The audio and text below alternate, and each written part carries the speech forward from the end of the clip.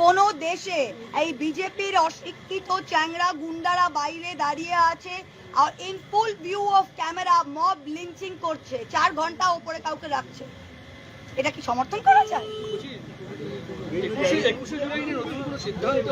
যখন হবে আপনাদের জানিয়ে দেবো। আরেকটা জিনিস আমি তো বললাম যে আপনারা বাংলার রায়, আপনারা বাংলা জিতেছে, আপনাদের মতো জয় নাকি কারো হয়নি। আপনার বাংলার মন, বাংলার প্রাণ, বাংলার বায়ু, বাংলার জল সবকিছু জিতে গিয়েছেন বিজেপি। তাহলে এত ভয় কেন?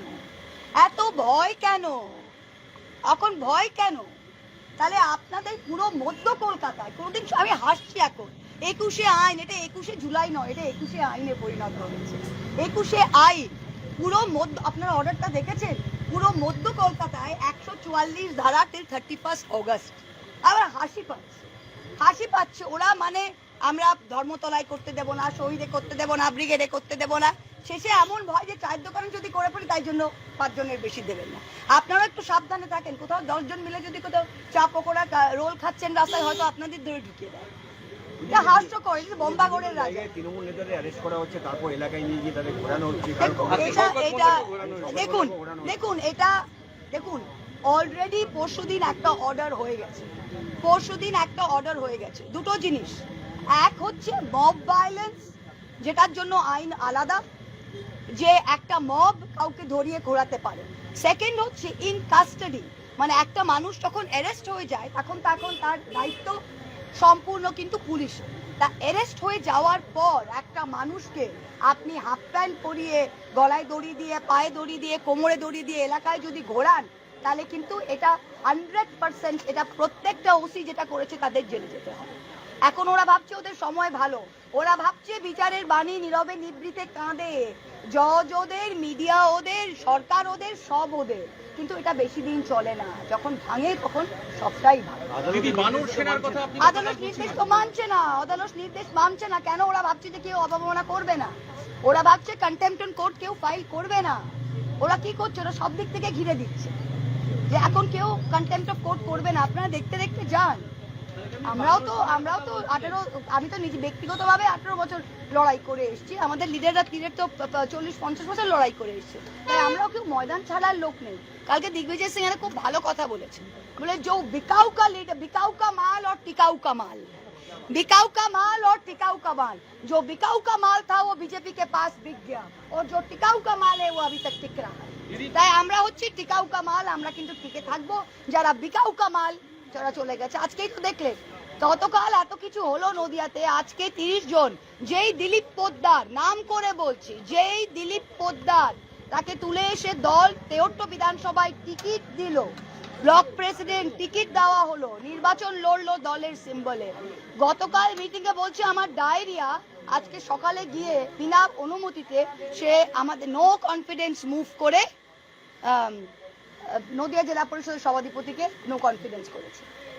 তা প্রত্যেকটা জায়গায় আমি তো বললাম যে বিকাউ কা লিডার আর যে টিকাউ কা লিডার।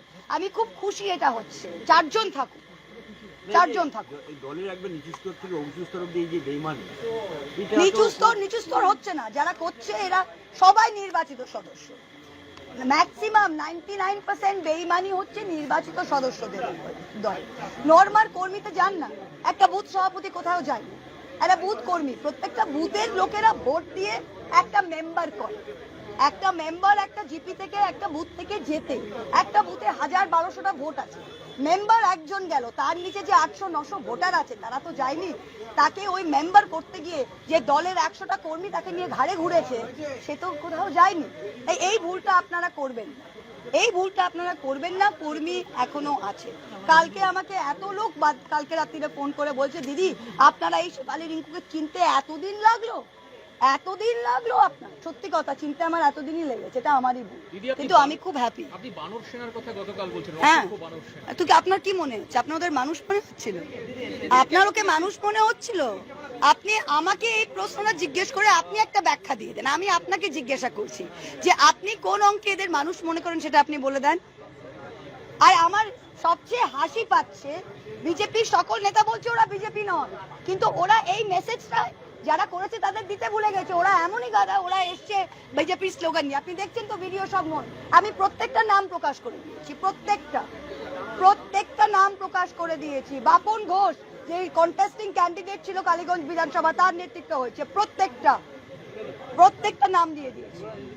ভাবে এক মিনিট প্লিজ প্লিজ প্লিজ, যে বেকুব ভাবে যে কোথাও গিয়ে দাবি করতে হবে যে আসল তৃণমূল কি, সে কোনোদিন তৃণমূলই হতে পারে না, আর সে তৃণমূল কি তাও বুঝতে পারে না।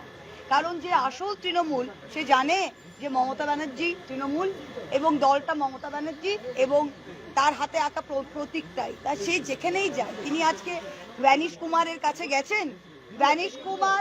ভ্যানিশ কুমার প্রথমে বাংলার ভোট ভ্যানিশ করেছে, তারপর নির্বাচনের সময় তিনি গণতন্ত্রকে ভ্যানিশ করেছেন, তারপর তিনি রাম মন্দিরের একজন ট্রাস্টি, না তিনি ওই বোর্ডেও আছেন, সেখানে আপনারা দেখেছেন ৩৫০০ কোটি টাকা লুট হয়েছে, সেখানে সেটি ভ্যানিশ করেছে। এখন তিনি ঋতব্রত তার কাছে গেছে যে কিভাবে তৃণমূলের সিম্বলটা ভ্যানিশ করতে হয়, তাই জন্য তিনি এটা বরাবরই এটার চেষ্টা, তিনি ভ্যানিশ মাস্টার। তাই একজন বেকুব একজন ভ্যানিশ মাস্টারের কাছে গেছে, এর বিরুদ্ধে বাংলার মানুষ দেখবে। আমি তো আবারই বলছি যে তৃণমূল কংগ্রেসকে যে কেউ দাবি করে যে সে আসল তৃণমূল, সে তৃণমূল কংগ্রেস কে বা তৃণমূল কংগ্রেসের মর্ম সে এখনো বোঝেনি, বহু বছর লেগে যাবে। আপনারা দেখবেন, আমরা যাই করব আপনারা দেখবেন। আমি যেটা পরিষ্কার বললাম যে ওদের কমিশনে যেতে হবে, ওদের প্রথমে সবকিছু করতে হবে, কারণ ওরা আমরা তো তৃণমূল, মমতা ব্যানার্জি তো তৃণমূল, মমতা ব্যানার্জি তো দাঁড়িয়ে বলতে পারে না যে আমি মমতা ব্যানার্জি, আমি তৃণমূল। এই ইতিহাসটাকে তো মমতা ব্যানার্জি প্রকাশ্যে কাউকে বলতে হবে না, এটা তো বাংলার মানুষ, ভারতবর্ষের মানুষ, আমি বলবো পৃথিবীর মানুষ দেখে নিয়েছে। তাই মমতা ব্যানার্জি এখন দাঁড়িয়ে ইলেকশন কমিশনের বকালতনামা দিয়ে বলবেন যে আমি মমতা ব্যানার্জি আর আমি তৃণমূল কংগ্রেস তৈরি করেছি, এত দূর দিন না মমতা ব্যানার্জির এসছে, না আমাদের তৃণমূল কর্মী হিসাবে এসছে, না বাংলার মানুষ 2,60,00,000 যারা তৃণমূল কংগ্রেসকে ভোট দিয়েছিল তাদের এসছে। তাই এদেরই এখন অবস্থা, তাই এরাই এখন যাচ্ছে, এরাই এখন প্রথম পদক্ষেপ যা যা করার করছে। আমরা তো পরিষ্কার বলে দিয়েছি যে আমরা যারাই, আর আরেকটা জিনিস আপনারা যদি শুনলেন, আজকে তাদের একজন এমপি, গদ্দার এমপিকে জিজ্ঞেস করা হয়েছে, এমপি লবি আবার বলছে, গদ্দার লবি যেটা, গদ্দার লবি বলছে ভাই আমরা এনসিপিআই, ওরা কি আমরা জানি না, ব্যাপারটা বুঝলেন? তা এমপি জানে না, ওরা বলছে ওরা পার্টি। তা ওরা যদি পার্টি হয় তাহলে পার্টির এমপি তো তার এমপি থাকে, রাইট অর রং? তা এমপিরা বলছে আমরা এনসিপিআই, আমরা ন্যাশনালিস্ট চোর পার্টি অফ ইন্ডিয়া, বা কি একটা সিটিজেন, কি নাম জানি, আবার ডেফামেশন করবে, কি নাম, চোর না সিটিজেন, আমি ঠিক শুনলাম না, সিটিজেন, ঠিক আছে, সিটিজেন পার্টি অফ ইন্ডিয়া, ঠিক আছে, একটা। আর এরা বলছে যে না আমরা আসল তৃণমূল, আবার এমপিরা বলছে না আমরা আসল তৃণমূল, ওরা বলছে আমরা এনসিপিআই। এরা একবার প্রথমে বললো, এরা বললো যে না আমরা দিদির সাথে আছি, আমরা শুধু এলওপি করছি, এখন বলছে আমরা আসল তৃণমূল।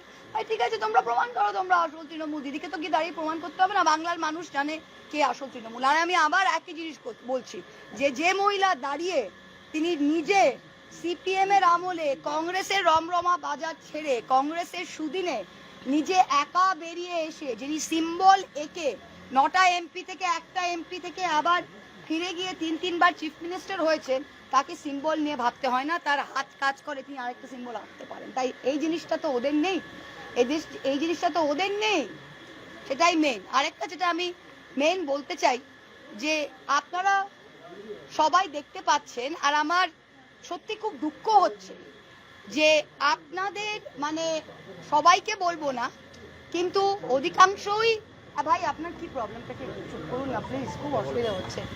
আপনাদের অধিকাংশই সব জায়গায় যখন বিজেপির গুন্ডারা, তারা গুন্ডা অ্যাক্ট পাস করেছে, গুন্ডা অ্যাক্ট পাস করার পরের দিনই আপনারা দেখলেন কালীগঞ্জে কি ঘটলো, এবং দলীয় পতাকা হাতে জয় শ্রীরাম বলে কিভাবে তারা মব লিঞ্চিং করছে এবং পুলিশ দেখছে।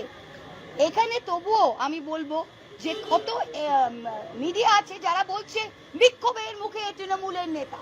আমি আবার বলে দিচ্ছি, কোন পাবলিকের বিক্ষোভে আমরা পড়িনি, যারা আসল তৃণমূল কোন পাবলিকের বিক্ষোভে পড়িনি, এটা বিজেপির নোংরামি, তাদের বদমাইশি, আর আমরা এটাতে রুখবো না। আমার প্রশ্ন একটাই, যারা 20 জন এমপি গদ্দারি করেছে, যেই 65 জন এমএলএ গদ্দারি করেছে, তাদের কেন কেউ কিছু ছুটছে না? তারা কেন সব এলাকায় ঘুরছে আরামসে? যদি কোনো সেটিং, যদি কোনো ডিল নাই হয়, তারা বলছে স্বেচ্ছায় ভালোবাসায় গেছি, এনসিপিআই এর ভালোবাসায় 20টা এমপি আজকে এনসিপিআই জয়েন করেছে, যে দলের কোনো অস্তিত্ব নেই, যেটা রেজিস্টার্ড কিন্তু আনরেকগনাইজড। আজকে সেই 20 জন এমপি এই এনসিপিআই তে গেছেন, এই 20 জন এমপি, তাদের তো কোনো বিক্ষোভের মুখ হতে হচ্ছে না। কেন? কেন? যদি পাবলিক ক্ষিপ্ত হয় তাহলে পাবলিক তো তাদের উপর ক্ষিপ্ত হবে, কারণ পাবলিক তো ভোট দিয়েছে তৃণমূলকে, তোমরা তৃণমূলের ভোটটা নিয়ে একটা অস্তিত্বহীন পার্টিতে চলে গেছো।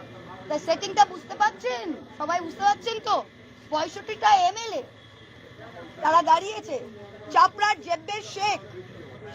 জেব্বের শেখ যে 2021 সালে দলের বিরুদ্ধে ফুটবল চিহ্নে দাঁড়িয়েছিল, তাকে দলের পুনর্বাসন করে, তাকে কত কিছু করে পুনর্বাসন করে রুকবানুর রহমানকে পলাশীপাড়ায় সরিয়ে তাকে টিকিট দেওয়া হয়েছে চাপড়ায়।